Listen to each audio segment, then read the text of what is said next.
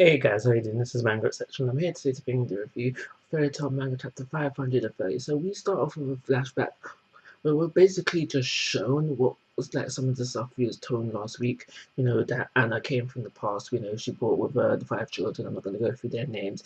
We know that they shot off in their own directions. We know Anna had to find her. We know Layla opened the gate. Like, we basically get to see things that we already know and already told.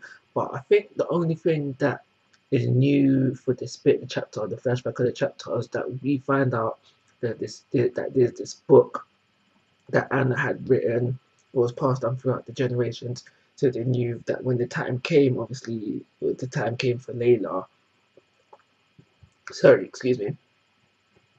They would know what to do. And now, just based on stuff that Anna says within this chapter, Layla only fulfilled part of her job. I do think that there's something else that Layla needs to do, because we had that whole situation where Anna was like, I need to go find the children at first, but eventually I will come back and I'll tell you everything. So I think Layla had one more key role to fulfill, but because she died, this is now going to be passed on to Lucy.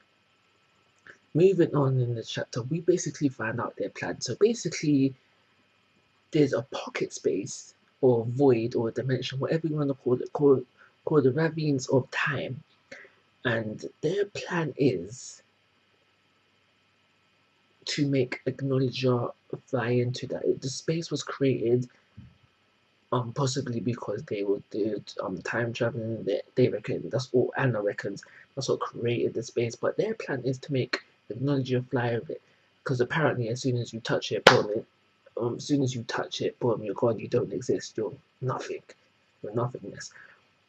But yeah, they plan to fly over it. So literally, because you saw in the chapter, like they fly over it, and it's like what Acknowledger is not going to notice that, and he's going to fly right into it.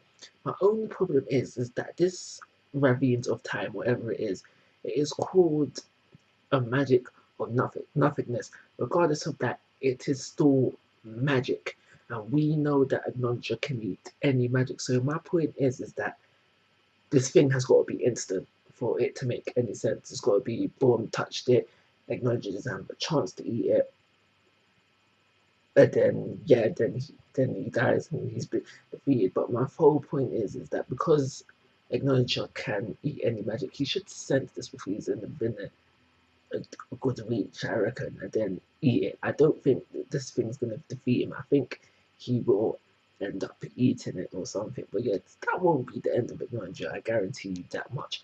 So we move on, and we have Lucy. She's got the Book of End. She's with Gray and happy, and then like, should we try and read the book? And Gray's like, yeah. The only thing I want to really mention about this part is that Gray had a smile. You don't really see his face, and just throwing off some hella shady vibes right there. So I don't know what Guan as of right now, but something is seeming shady about Gray right now. So we end things off with the fight between Natsu and Zarif. They're still going at it, blow for blow, so to say. And now we basically find out Zarif's plan. Now, now that I know what he wants to achieve, he doesn't really seem that much of a villain no more. Because what he basically wants to do is reset his life, basically. He wants to reset his life and just undo the wrong within his life.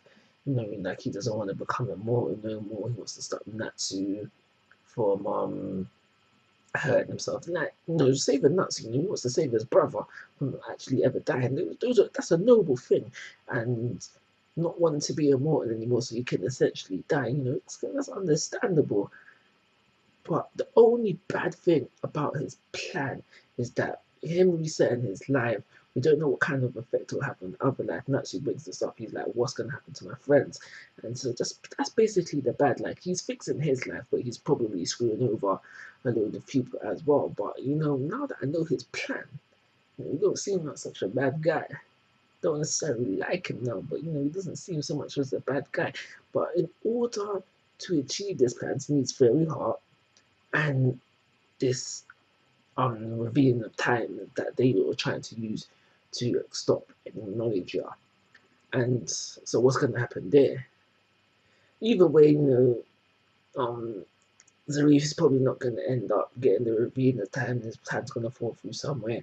I don't think this reveal of time is going to stop aconologia. So it's just a matter of how are they truly going to get defeated. This chapter was alright. It was fairly decent. Now for the average chapter, so I'm going to give it a 3-star rating. Like always, guys, I'm asking for your thoughts and opinions. If you haven't already, please subscribe to my YouTube channel. Most importantly, take care. Have a nice day.